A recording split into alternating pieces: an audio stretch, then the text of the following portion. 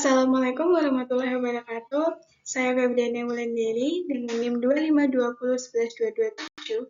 Pada kesempatan kali ini, saya akan mempresentasikan materi yang berjudul Nirmana dalam Desain, Analisis Warna pada Website dan Objek Visual 3 Dimensi. Dalam sebuah desain, khususnya pada website atau aplikasi, tampilan visual itu memiliki peran yang sangat penting sekali. Karena biasanya hal yang pertama yang dilihat oleh pengguna itu bukan fiturnya, melainkan tampilannya terlebih dahulu.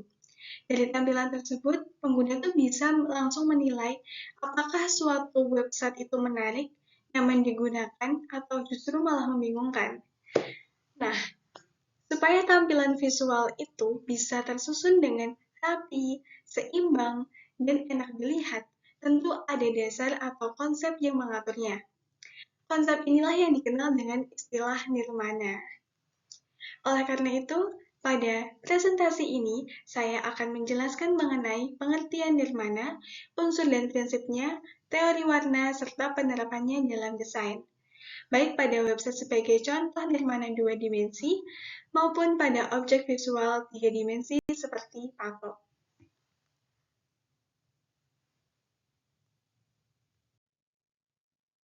Berikut adalah daftar pembahasan yang akan saya jelaskan.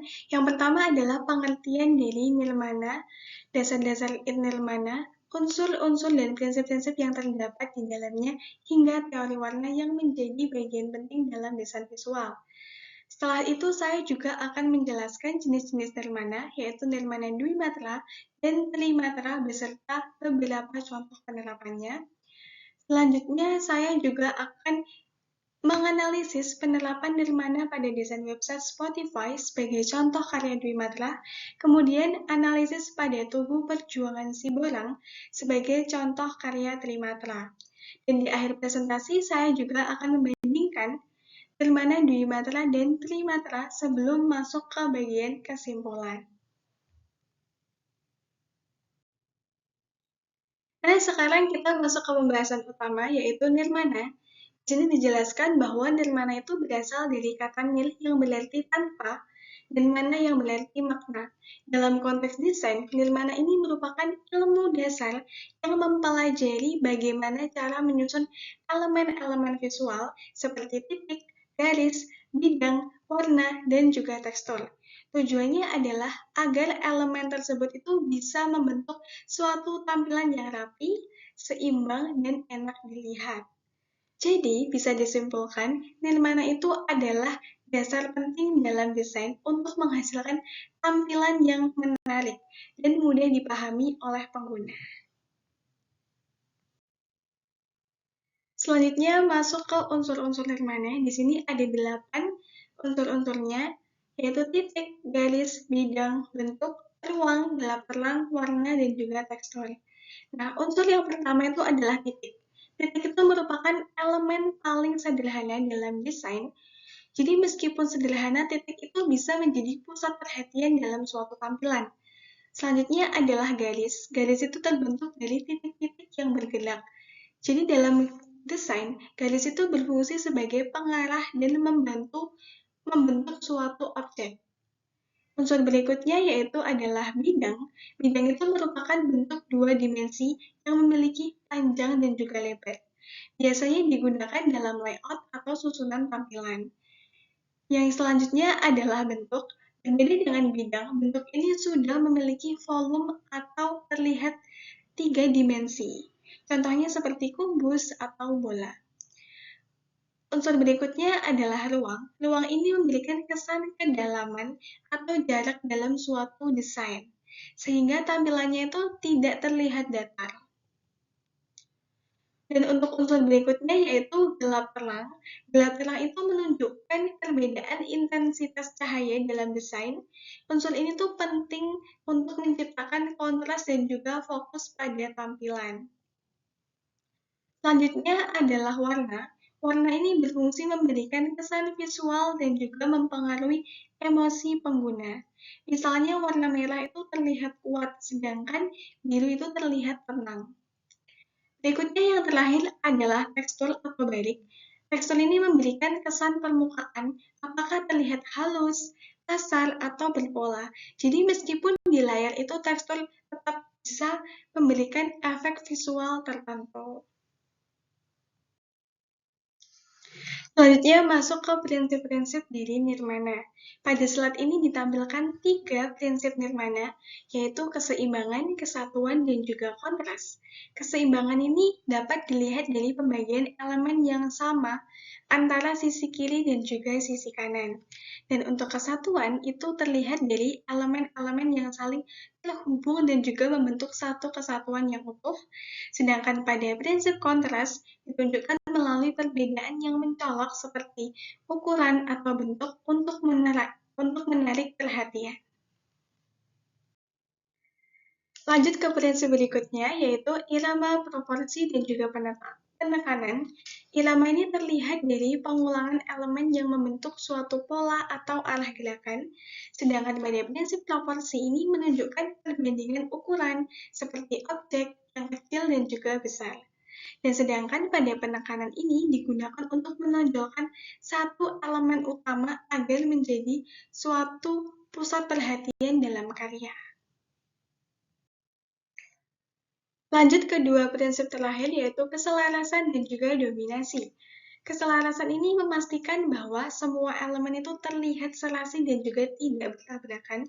Sedangkan pada prinsip dominasi ini menunjukkan elemen mana yang paling menonjol dalam suatu desain dan juga menjadi pusat kekuatan visual di suatu karya itu.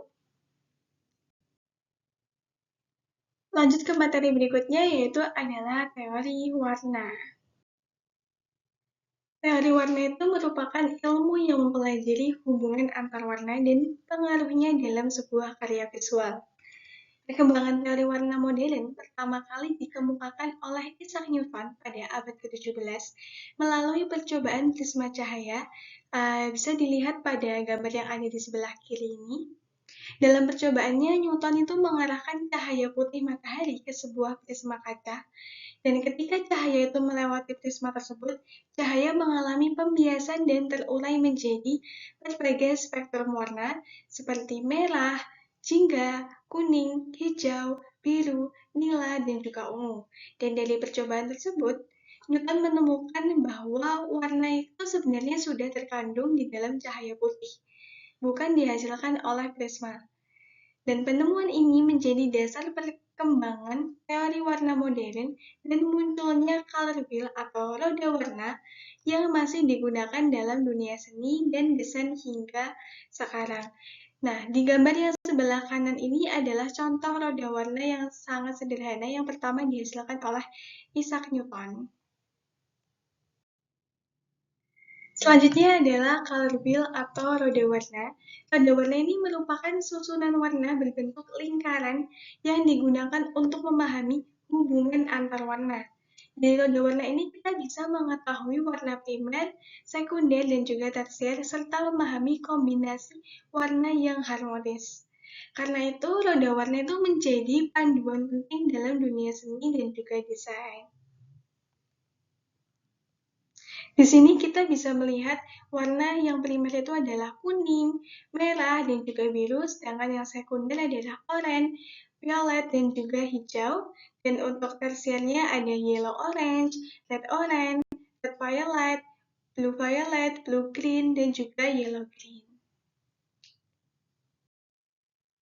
Selanjutnya, dalam teori warna itu juga terdapat beberapa istilah penting, yaitu hue, saturation, dan juga value atau nilai. Hue itu merupakan warna dasar yang dominan, seperti merah, biru, atau hijau. Sedangkan saturasi itu menunjukkan tingkat kejenuhan warna, apakah warnanya itu terlihat cerah atau kusam. Sedangkan untuk value sendiri menunjukkan tingkat terang atau gelap suatu warna. Jadi ketika konsep ini tuh sangat penting, karena mempengaruhi suasana dan juga tampilan visual dalam sebuah karya desain. Ini kita bisa lihat dari gambar yang ada di sebelah kiri. Untuk value-nya itu yang mulai dari 0% ke 100. Kalau 0 tuh warnanya itu sangat cerah, dan sedangkan ke 100 itu sangat hitam dan juga gelap. Dan untuk hue dan juga saturasi seperti ini. Selanjutnya juga terdapat istilah tint dan juga shade. Nah, ini tuh adalah warna yang dihasilkan dari penambahan putih pada suatu warna sehingga terlihat lebih cerah atau pastel, sedangkan untuk shade itu merupakan warna yang dihasilkan dari penambahan hitam, sehingga warnanya itu terlihat lebih gelap dan juga pekat.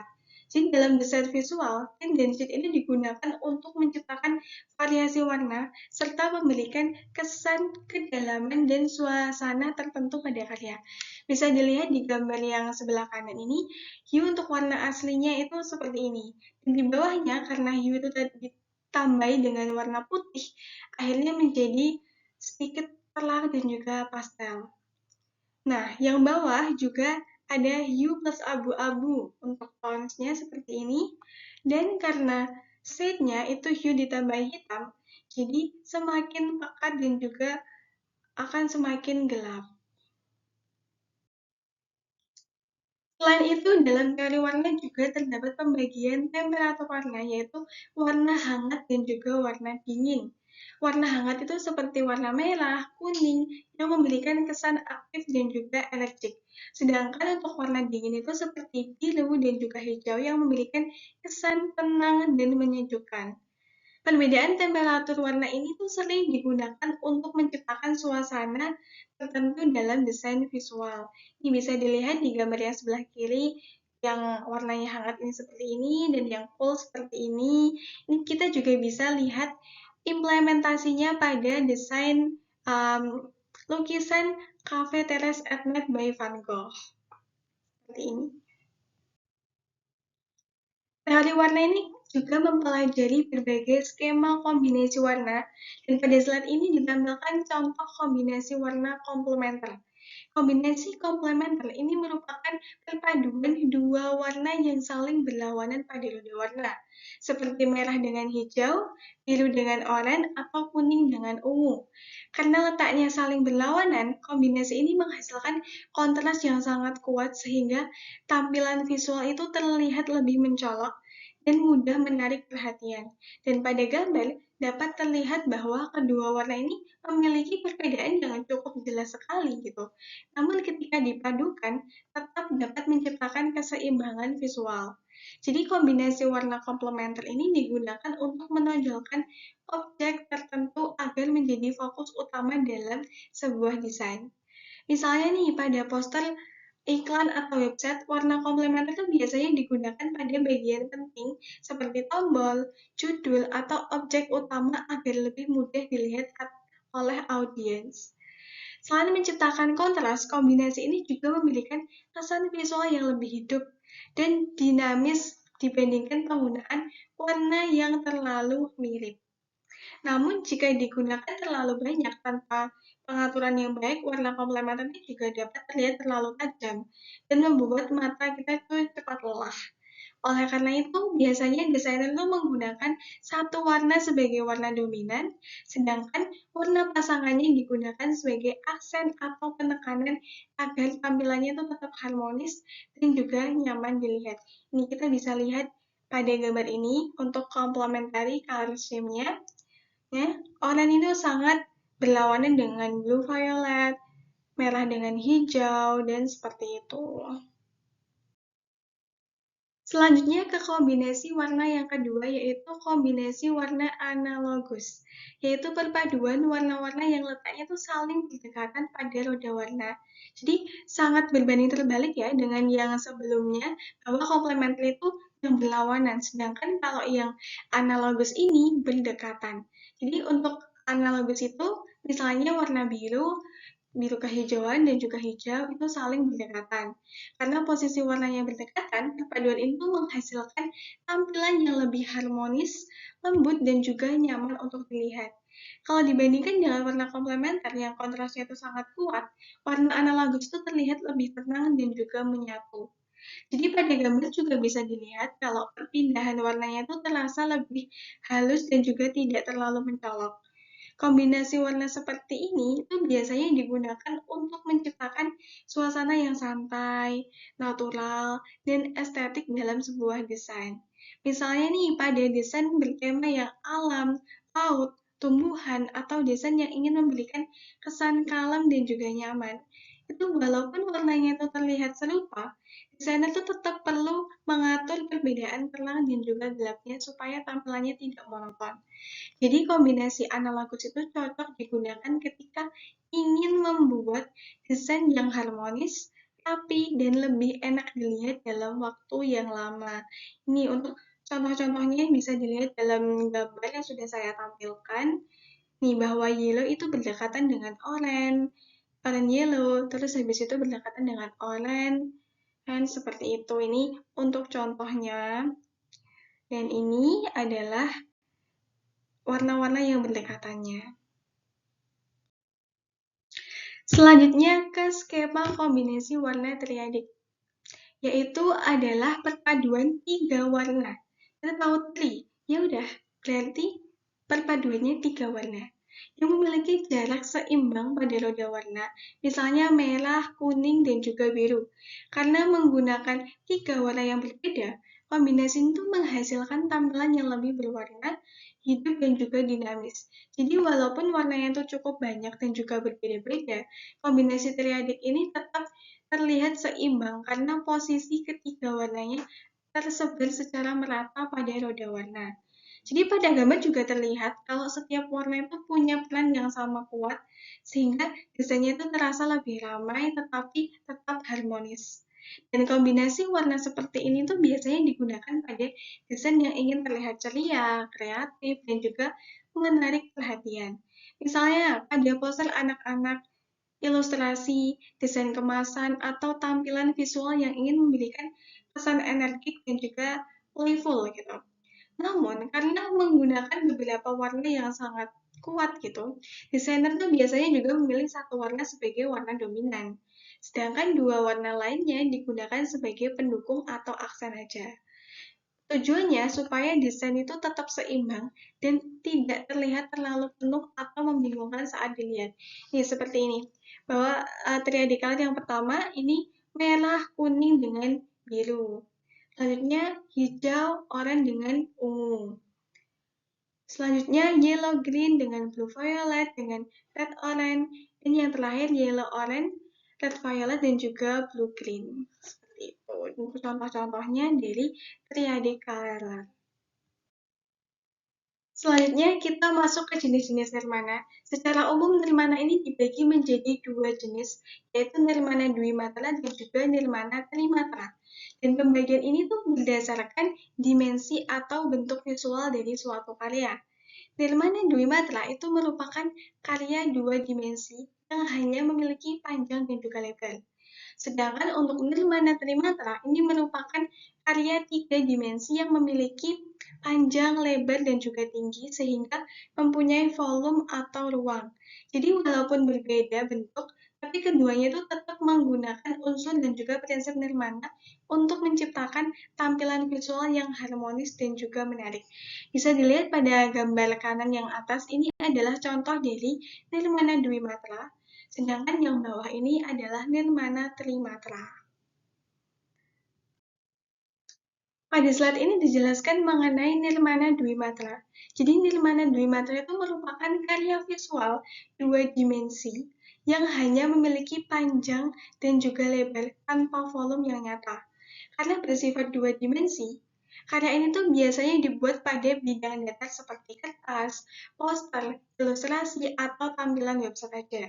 Dan dalam nirmana dwimatra, unsur-unsur visual seperti garis, bentuk, warna, dan tekstur ini disusun untuk menciptakan komposisi yang menarik dan juga harmonis. Jadi fokus utama dari nirmana dwimatra ini adalah bagaimana mengatur elemen visual pada bidang datar agar tetap nyaman dan juga menarik untuk dilihat. Nah, berikut ini adalah contoh-contoh nirmana dari dwimatra. Nah, contoh yang pertama adalah nirmana titik dan juga garis. Titik ini merupakan unsur visual yang paling dasar dalam nirmana karena tidak memiliki panjang maupun lebar, hanya posisinya aja gitu ya. Kalaupun terlihat sederhana, titik ini dapat disusun menjadi pola, tekstur, bahkan membentuk objek visual tertentu. Pada gambar ini juga terlihat bagaimana kumpulan titik-titik itu dapat menciptakan irama dan juga keseimbangan visual.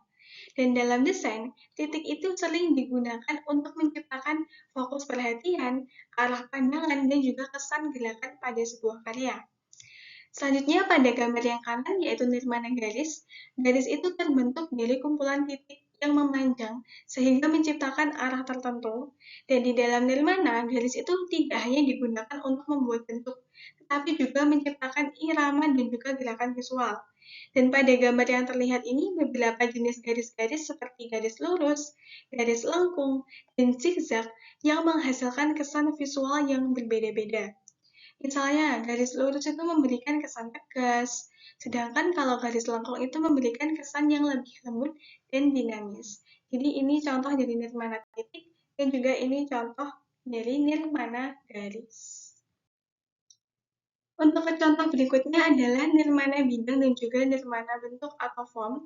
Nah, untuk bidang ini kan terbentuk dari hubungan beberapa garis yang saling terhubung, sehingga menghasilkan bentuk tertentu seperti persegi, lingkaran, atau segitiga. Jadi dalam desain ini bidang digunakan untuk membentuk struktur visual dan menciptakan komposisi yang seimbang. Dan pada gambar juga terlihat bagaimana susunan bidang itu dapat menciptakan pola dan juga irama visual yang menarik untuk dilihat. Selanjutnya adalah nirmana bentuk atau form. Ini meskipun terlihat seperti bentuknya itu 3 dimensi pada nirmana dwimatra, form ini masih berupa visual dan juga ilusi ruang yang dibuat pada bidang datar.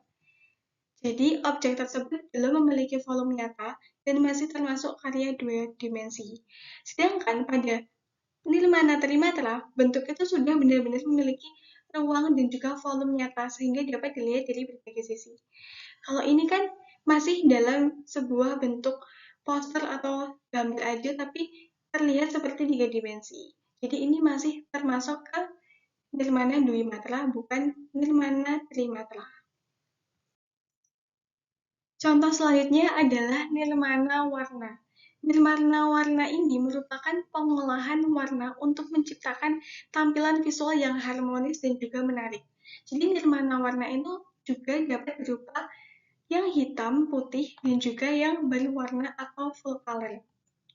Pada gambar ini terlihat bagaimana warna itu dapat disusun menjadi gradasi dan juga kombinasi tertentu untuk menciptakan suasana visual yang juga berbeda. Karena itu, warna itu menjadi salah satu unsur penting dalam menciptakan daya tarik sebuah desain. Nah, ini yang sebelah kiri adalah contoh nirmana warna yang berwarna atau full color. Sedangkan yang di sebelah kanan adalah nirmana warna yang hitam putih, jadi tidak berwarna, hanya hitam dan juga putih saja.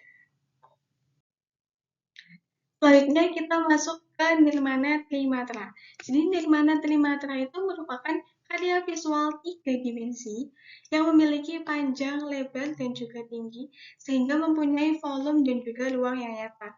Berbeda dengan nirmana dwimatra yang hanya dapat dilihat pada bidang datar aja. Kalau karya trimatra ini dapat dilihat dari berbagai sisi dan memiliki bentuk fisik yang nyata. Dan di dalam nirmana trimatra ini, unsur seperti bentuk, ruang, tekstur, warna, dan juga pencahayaan itu sangat mempengaruhi tampilan visual suatu objek itu sendiri. Karena kalau memiliki volume nyata, karya trimatra ini biasanya terlihat lebih hidup dan juga lebih terasa keberadaannya dibandingkan karya 2 dimensi.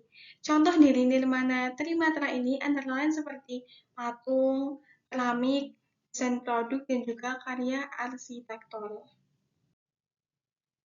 Selanjutnya pada slide ini ditampilkan contoh penerapan nirmana trimatra yang diambil dari jurnal. Pada gambar ini terlihat adanya pengolahan bentuk 3 dimensi yang disusun menggunakan unsur dan juga prinsip nirmana. Salah satu prinsip yang terlihat adalah irama, yang pada gambar sebelah kanan ini adalah irama melalui repetisi atau pengulangan bentuk secara teratur, jadi sehingga menciptakan pola visual yang menarik. Selain itu, pada gambar juga terlihat penggunaan warna primer seperti merah, biru, dan juga kuning. Ini membuat tampilannya visual terlihat lebih hidup dan juga dinamis. Tidak hanya itu, terdapat juga oposisi visual melalui perbedaan ukuran arah warna dan gerak antar elemen, sehingga desain itu terlihat lebih variatif dan tidak menonton. Walaupun terdapat banyak perbedaan visual, komposisi ini tetap terlihat harmonis karena menggunakan prinsip keseimbangan simetris.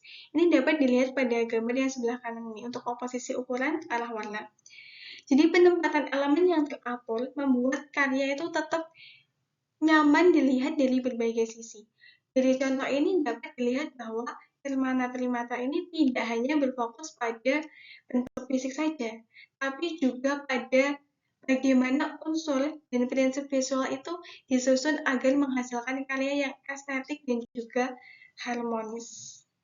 Nah, untuk setelah memahami unsur, prinsip, dan juga jenis-jenis nirmana, selanjutnya kita akan melihat penerapan nirmana itu pada desain modern. Salah satunya pada website. Dalam desain website, unsur dan prinsip nirmana itu digunakan untuk menciptakan tampilan yang estetik, seimbang, nyaman dilihat, dan juga mudah dipahami oleh pengguna.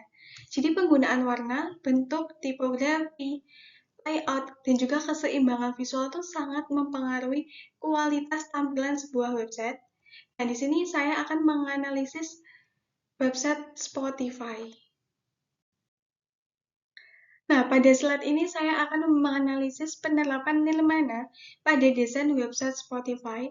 Dan Spotify itu adalah aplikasi platform streaming musik digital yang memiliki tampilan visual modern dan juga sederhana.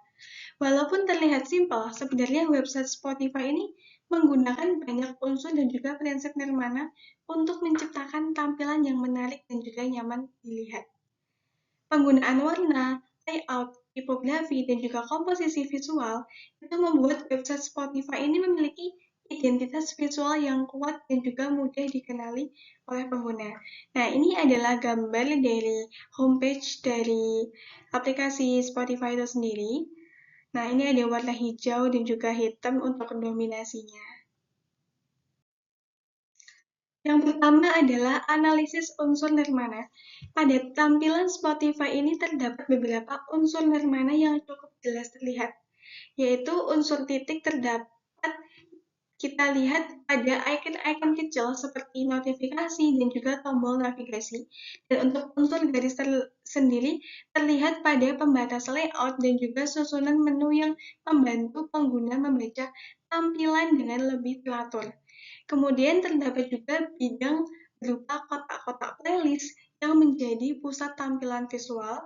Dan dari segi warna sendiri, Spotify ini menggunakan dominasi warna hitam dengan aksen yang hijau yang menjadi identitas visual mereka. Dan selain itu juga terdapat penggunaan ruang atau spacing antara elemen sehingga tampilan itu tidak terasa penuh dan juga tetap nyaman dilihat. Ini bisa dilihat pada gambarnya untuk titik, garis, bidang, warna, ruang, dan juga tekstur pada website Spotify ini. Selain unsur nirmana, tampilan Spotify ini juga menerapkan beberapa prinsip nirmana, yaitu adalah prinsip keseimbangan. Terlihat dari pembagian layout antara sidebar, konten utama, dan juga panel kanan yang tersusun rapi. Dan untuk prinsip kesatuan itu terlihat dari penggunaan warna, tipografi yang konsisten di seluruh tampilan. Dan kemudian juga terdapat prinsip penekanan pada tombol berwarna hijau yang langsung menarik perhatian pengguna. Spotify juga menggunakan kontras warna hitam dan juga putih itu agar teksnya itu lebih mudah dibaca. Dan untuk prinsip kontras ini terlihat dari penggunaan warna hijau terang pada background hitam yang membuat elemen itu penting lebih menonjol. Selain itu, ukuran elemen itu dibuat proporsional, sehingga tampilannya itu terasa lebih nyaman dan juga tidak berlebihan. Ini kita bisa melihat prinsip yang terlihat, jadi ada 5, yaitu keseimbangan, kesatuan, penekanan, kontras, dan juga proposisi. Ini ada di tombol yang warna hijau, terus penggunaan warna tulisan putih di background yang warna hitam, dan lain sebagainya. Dari segi warna, Spotify ini menggunakan dominasi warna hitam yang memberikan kesan modern, elegan, dan juga fokus terhadap konten musik. Kemudian untuk warna hijau ini digunakan sebagai identitas utama Spotify, sekaligus penekanan pada tombol penting. Kita tuh kalau berbicara tentang Spotify, pasti warna yang dilihat adalah hitam dan juga hijau. Sedangkan untuk warna putih ini digunakan pada teks agar tetap jelas dan juga mudah dibaca di atas background yang gelap atau hitam. Jadi kombinasi warna ini tuh membuat tampilan Spotify terlihat lebih sederhana, tetapi tetap kuat secara visual. Nah, di sebelah kanan ini sudah terdapat ringkasan warna-warna dominannya, yaitu hitam itu elegan, fokus. Untuk hijau itu sebagai identitas Spotify. Sedangkan putih itu membuat teksnya biar lebih terbaca di antara background hitam. Jadi seperti ini untuk tampilan homepage-nya di Spotify dan analisis warna dari Nirmana ya. Selanjutnya kesimpulan analisis dari website Spotify yang sudah kita analisis.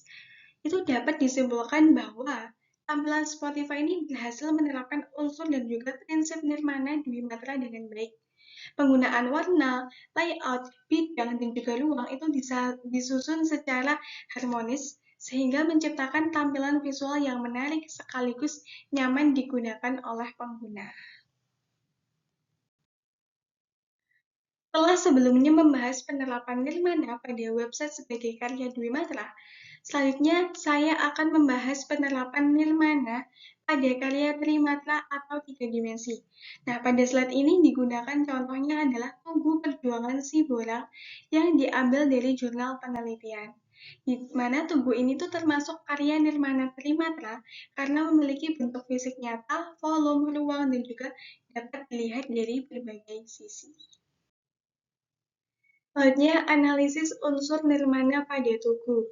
Nah, pada tugu ini juga terlihat beberapa unsur nirmana yang cukup dominan. Unsur yang paling terlihat adalah bentuk, karena tugu ini memiliki volume dan juga struktur 3 dimensi yang nyata. Jadi kemudian terdapat juga unsur tekstur pada permukaan tugu yang membantu menciptakan detail visual dan juga memperkuat karakter objek. Selain itu, ruang di sekitar tugu juga mempengaruhi tampilan visual karena membuat objek ini terlihat lebih menonjol dan juga membentuk sebuah pusat perhatian. Karena memiliki fisik nyata, unsur-unsur pada karya Trimatra ini terasa lebih hidup dibandingkan karya 2 dimensi yang sudah dijelaskan sebelumnya. Selanjutnya masuk ke analisis prinsip pada tugu Siborang ini. Yang pertama adalah prinsip proporsi. Pada slide ini terlihat penerapan prinsip proporsi pada tugu Perjuangan Siborang. Proporsi itu merupakan hubungan perbandingan antara ukuran bagian dalam suatu karya visual. Dan pada tugu ini terlihat bahwa ukuran tiap bagian itu disusun secara harmonis, sehingga bentuk keseluruhannya itu terlihat seimbang dan juga tidak berlebihan. Dan perbandingan tinggi, lebar, dan juga susunan bentuk ini membuat tugu itu terlihat kokoh, nyaman, dilihat dari berbagai sisi. Dari sini dapat dilihat bahwa proporsi ini membantu menciptakan tampilan visual yang lebih estetis dan juga teratur. Ini pada gambar yang sebelah kiri ini, yang ada di lingkari ini adalah implementasi dari proporsi itu sendiri yang terlihat sama gitu ya. Perbandingannya ukuran antara satu sama lain. Selanjutnya, pada slide ini terlihat prinsip keseimbangan pada tugu Perjuangan Siborang. Keseimbangan itu merupakan pembagian visual yang membuat suatu karya itu terasa stabil dan juga tidak berat sebelah. Pada tugu ini terlihat adanya susunan bentuk yang cukup seimbang antara sisi kanan dan juga sisi kiri, sehingga objek itu terlihat kokoh dan juga harmonis. Dan prinsip keseimbangan ini membuat tampilan tugu terasa lebih nyaman dilihat dan juga memperkuat karakter visual dari objek tersebut. Ini bisa dilihat, saya sudah menarik garis tengah ini, bahwa antara kanan dan kiri ini sangat seimbang sekali gitu ya. Selanjutnya, analisis prinsip dominasi pada tugu Siborang. Dominasi ini merupakan bagian yang paling menonjol dan menjadi pusat perhatian utama dalam suatu karya visual. Pada tugu ini terdapat bagian tertentu yang langsung menarik perhatian, karena ukuran dan juga bentuknya lebih menonjol dibandingkan bagian lainnya. Dominasi ini membantu mengarahkan fokus pengamat sehingga mata tidak melihat seluruh objek secara acak, tapi langsung tertuju pada bagian utama dari tugu tersebut. Nih, bisa dilihat pada gambar ini. Nah, pada slide ini juga terlihat prinsip kesatuan pada Tugu Perjuangan Sibolang. Kesatuan ini merupakan hubungan antar elemen visual yang saling mendukung, sehingga menghasilkan tampilan yang utuh dan juga harmonis. Dan pada tugu ini terlihat bahwa bentuk material, warna, dan struktur visualnya ini memiliki keterkaitan satu sama lain, sehingga tidak terlihat terpisah-pisah. Dan prinsip kesatuan ini membuat keseluruhan tampilan tugu itu terasa lebih harmonis dan memiliki identitas visual yang kuat. Nah, berdasarkan analisis yang sudah kita lakukan terkait unsur dan juga prinsip-prinsipnya, dapat dilihat bahwa Tugu Perjuangan Sibolang ini menerapkan unsur dan juga prinsip nirmana trimatra dengan baik gitu ya. Pengolahan bentuk, ruang, tekstur, dan juga proporsi itu membuat tugu terlihat estetis sekaligus memiliki karakter visual yang kuat. Selain memiliki nilai keindahan, tugu ini juga mempunyai makna simbolis sebagai bentuk penghormatan terhadap perjuangan dan juga sebagai identitas budaya. Dan setelah membahas contoh nirmana Dwimatra dan juga Trimatra, dapat dilihat bahwa keduanya ini memiliki perbedaan pada dimensi visualnya. Nirmana Dwimatra ini hanya memiliki panjang dan lebar, sehingga tampilannya itu pada bidang datar. Contohnya seperti desain website Spotify yang sebelumnya sudah dianalisis, sedangkan Nirmana Trimatra ini memiliki panjang, lebar, dan juga tinggi, sehingga mempunyai volume dan ruang yang nyata. Contohnya seperti Tugu Perjuangan Sibolang yang sebelumnya. Walaupun berbeda bentuk visual, jadi keduanya ini tetap menggunakan unsur dan juga prinsip dari Nirmana untuk menciptakan karya yang harmonis, estetis, dan juga nyaman untuk dilihat. Jadi, berdasarkan materi yang sudah dijelaskan, dapat disimpulkan bahwa nirmana ini merupakan dasar penting dalam perancangan visual. Unsur dan prinsip nirmana ini membantu menciptakan karya yang tidak hanya indah secara visual saja, tetapi juga memiliki keteraturan dan juga makna tertentu. Dan penerapan nirmana ini dapat ditemukan pada berbagai karya visual, baik di Wimatra seperti website Spotify tadi, dan juga maupun trimatra seperti patung dan juga tugu. Oleh karena itu, pemahaman tentang nirmana itu sangat penting dalam dunia desain agar karya yang dihasilkan ini menjadi lebih harmonis, menarik, dan juga nyaman untuk dilihat pastinya. Nah, pada slide ini ditampilkan daftar pustaka. Ada beberapa referensi yang saya ambil untuk membuat presentasi ini. Untuk pengertian unsur dan juga prinsip nirmana ini saya mengambil dari bukunya Adi Kusrianto, yaitu Pengantar Desain Komunikasi Visual. Lalu juga ada beberapa di internet lain. Untuk teori warna juga mengambil dari internet untuk di Carat Academy, ini di twinkle.co. Oh, dan untuk jenis nirmana juga ada di WordPress, ada di Flip HTML, dan juga ada pada jurnal. Untuk analisis nirmananya sendiri juga saya mengambil dari jurnal. Dan ini adalah slide terakhir dari presentasi saya. Sekian presentasi yang dapat saya sampaikan mengenai nirmana dalam desain, analisis warna website, dan juga objek visual 3 dimensi. Terima kasih atas perhatian yang telah diberikan. Dan wassalamualaikum warahmatullahi wabarakatuh.